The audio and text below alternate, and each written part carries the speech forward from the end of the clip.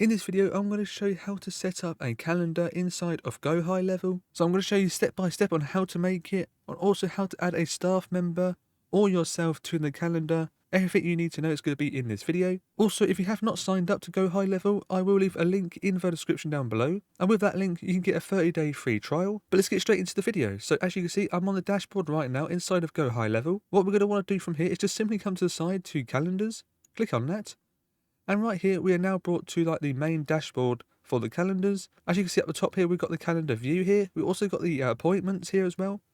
And we also got the calendar settings here as well. But we don't want to do any of this just yet, as we have not even set one up. So what we're going to want to do is actually just go to settings just here. Go to calendar settings, click on that. Now from here, we can set up a group if we want to, create a group, or we could just create a calendar. But first, I'm going to go through all these steps just here. So this first one here inside calendars, this is where we can actually create a calendar. So this is basically what this does inside of this menu just here. Inside of groups, this is where we can organize multiple calendars together. So if you have multiple calendars, this is where they will go, and we can group them all together. We can basically just set up groups for many calendars if we want to do that. Inside of service menu, this lets you define specific services.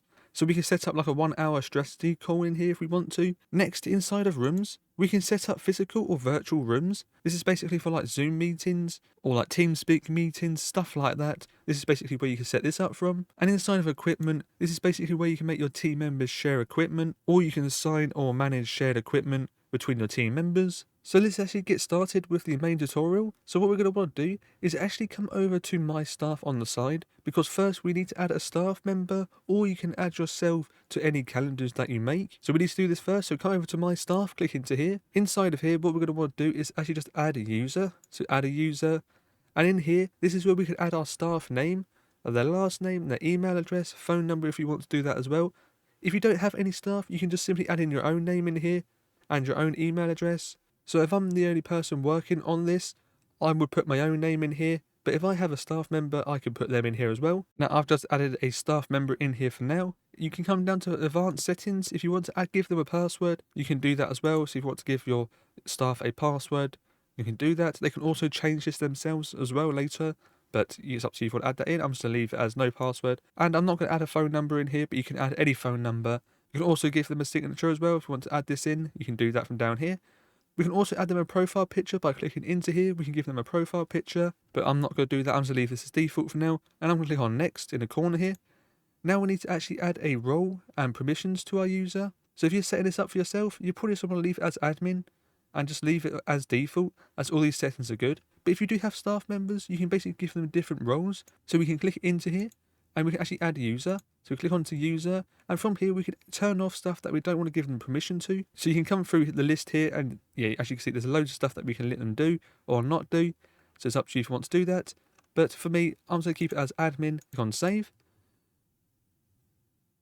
And now we have created a user, as you can see from up here. So that is now created. We can do more settings as well. We can do like the call and voicemail. So we could do that if we want to. We can come in here and add all this in. But we don't really need to do all this. And yeah, we're done on this page. We just simply go back. And as you can see, here is one of my staff members. So to find this, just come over to my staff. You can see your staff members in here. We can also delete the staff members if we want to. But let's actually make a calendar. So what we're going to want to do now is simply come down to calendars, click into there. And once we're here, just simply click in create calendar.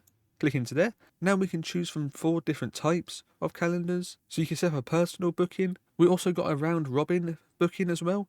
We also got class booking, and we also got a collective booking as well. Now, if you're just setting one booking system up, we're probably just going to want to do the personal booking, as this is basically just you and your customer. You can just set this one here, or you can select a specific team member. So if you do have different team members, you can basically just select any team member to deal with this booking or the calendar. So we can just select on this one here and click on personal booking. And now in here, we can now add in some names. So we can add the name in for our calendar. We also got the select team member. This is why we have to make a team member up. So you have to select your team member. So as you can see, I've got Bob Review here. This is basically the team member that's going to be looking after this calendar. We can also add in multiple team members. Remember, you don't have to have a team member. You can just add in your own name inside of my staff and add this in here. So there is my team member. I'm just going to let him be the one that looks after this for me. We also got the calendar name, so we can add a name in here. So I've just given mine a name, the sales calls. We've also got the meeting duration here. So depending on how long you want the meeting to last for, We can change this to whatever we want. We've got 30 minutes. We've also got hours in here as well. So it's up to you what you do there. 30 minutes is quite good. And down here, we've got the days that we are available. So we've got to choose on what days our team members or ourselves are available to actually deal with these bookings. So you can select these off. You know, you can have your own dates or whatever you want to do. We can also change the time as well. This is basically where customers can choose on what days they want to book a call with us and between what time. So this is basically what we're changing down here. And then from here, we can just click on confirm. Oh, I forgot, we need to actually put a URL in here so we can name this whatever we want. So I've just called mine Sales YouTube, then click on confirm. And now from here, we can now copy this link. We can embed it into our website if we want to. So if you've got a website, you can copy this one just here. You can embed it to your website, or you can click on the link and share that about. But let's actually preview the booking. So we click on that, and as you can see, this is what our booking looks like. So now our customer can come in here, select any of these days here, and also a time for a booking. And yeah, now we've got to add in our name, our phone number, and any additional information that the customer may have, and you can schedule a meeting. So that's how the customer will do that. Now we can do even more settings inside of this menu just here. So this is the calendar settings. And in here, we can come to this little pen icon, edit calendar, click into here, and now we can add in a lot more stuff. So right here, we can actually add in a picture for our calendar if we want to do that as well. So that will basically give us a picture inside of here if we want to do that. We've also got the name. We can change the name if we want to. We can add a description. So inside of the description, this will actually add in some text down here. So whatever your sales call's about, you can basically add in more information. If you want to do that in the description, we can also add it to a group as well. So we don't have groups set up at the moment, but if you do set up a group, you can actually add this to a group. We also got the URL down here. We can change it out if we want to as well.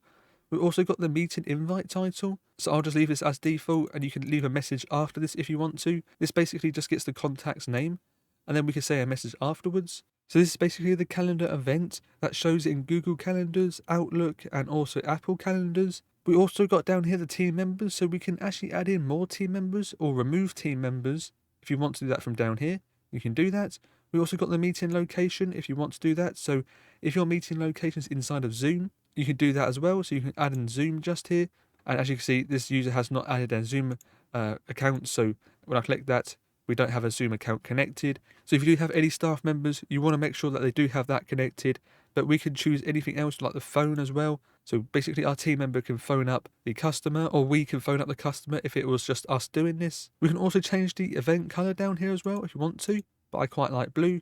We can also add in more locations down here as well, and we can add in multiple places. So we can do a Zoom call as well, Google Meet. We can also do a address meetup as well if you want to do that.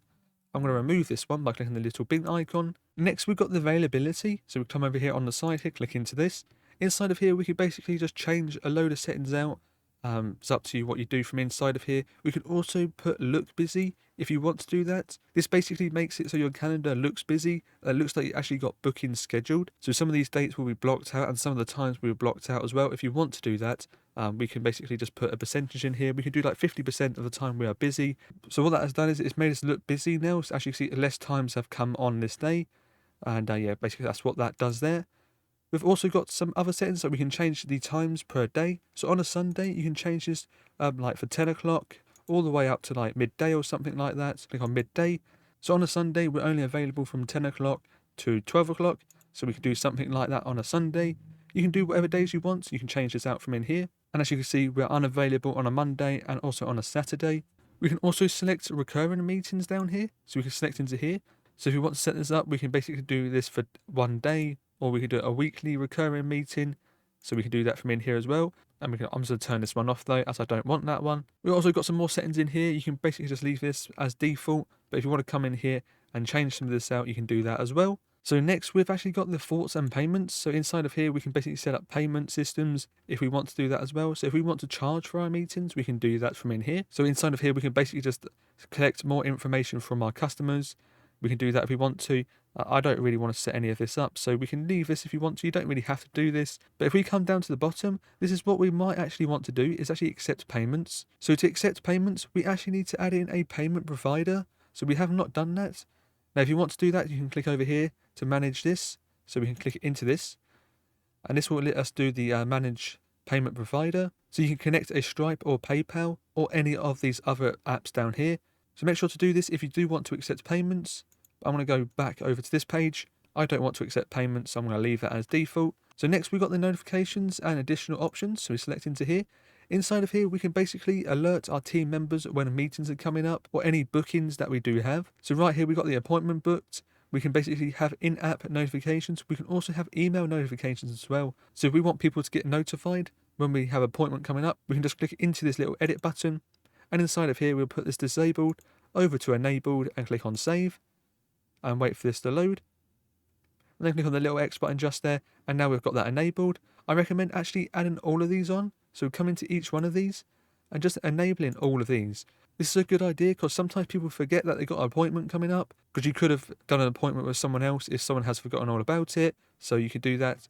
You can also do the cancellation, rescheduled, reminder, a follow-up as well from inside of here. So I would recommend putting all of these on. But if you don't want them on, you don't have to. You can just leave them as default. We could also allow Google and Outlook to basically send updates via emails if we want to select that as well. We can also give them a rescheduling link if we want to do that. Then you can add in a time here if you want to, and also we can do the same thing for cancellation as well. So next we've got customizations over on the side here. Click into here. And now we can basically just change out a few other things if we want to. We can also do the calendar cover image if we want to add this in here.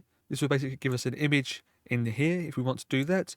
We also got the calendar widget style if you want to change this out, if you want to the classic. So you can do that if you want to in here. We could also change out the colors as well down here. So this is more of your personal preference. So you can come in here if you want to change out some of this. And once you have done all this, you can come up here and click on save. And there we go. We have now saved that. We're now back on our main dashboard. And from here, we can simply now share this out to people. So you can come over here and click on share calendar. We've now got our sharing link just here. We also got an embedded link over here as well. We can put this into our website and people can start booking up, like their own sales calls with you and stuff like that. We've got a one-time link as well in here. So if you want to give someone just a one-time sign up to a sales call, you can do that from in here, copy that and share that to them. So if I just copy this link just here and actually go into a browser, inside of this browser here, we can simply just paste that link in and click on continue or enter. And this will bring in our booking system. Now someone can now book a date if they want to. They can click in any of these dates here, select a time and just select a time like that and click on select. Inside of here, we can now put our name, phone number, email address, and we can now schedule a meeting. So this is how you set up a calendar inside of GoHighLevel. Remember, if you have not signed up to GoHighLevel, I do have a link in the description down below to a 30-day free trial. And also, if you want to know how to add in a booking system into your own website, be sure to subscribe to this channel, as I will be making a video on that very soon. But that is it for this video. I'll see you in my next one.